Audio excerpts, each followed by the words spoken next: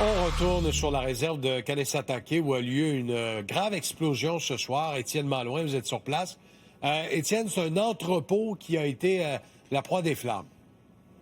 Oui, voilà. Il y a eu explosion de bonbonnes de propane, Pierre-Olivier, peu après 18 heures ce soir. Vous allez voir des images donc en direct de ces pompiers qui sont toujours présents, mais aussi des images que nous avons été en mesure de capter un peu plus tôt ce soir où on voit l'importance de la scène où il y avait encore cet imposant panache de fumée. Donc, peu après 18 heures, explosion de cette bonbonne de propane. 2 travailleurs se trouvaient sur place. Les 2 ont été brûlés, dont un gravement en raison de l'importance de l'explosion de la chaleur. Les 2 personnes ont été transportées en centre hospitalier. Heureusement, on ne craint pas pour leur vie. Il y a une boutique sur la réserve Pierre-Olivier qui vend du cannabis et c'est l'entrepôt qui se trouve derrière ce magasin où il y a eu l'explosion. Par contre, pour l'instant, les autorités ne font pas le lien entre les 2 bâtiments.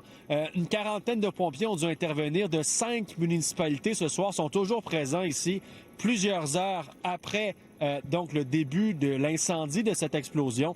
Je propose d'écouter à ce sujet le chef pompier du service de sécurité incendie d'Oka.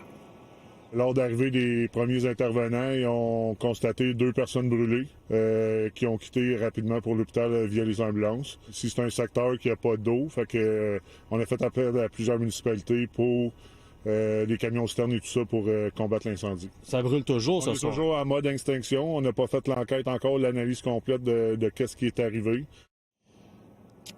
Donc, la Sûreté du Québec, Pierre-Olivier, sera chargé de l'enquête. Pour l'instant, la cause criminelle n'est pas écartée. On sait qu'il peut y avoir des enjeux ici sur la réserve. À titre d'exemple, en terminant en 2025, il y a eu 31 incendies sur la réserve également dans la municipalité d'Oka. Et sur les 31 incendies, 25 étaient d'origine criminelle. Merci, Étienne.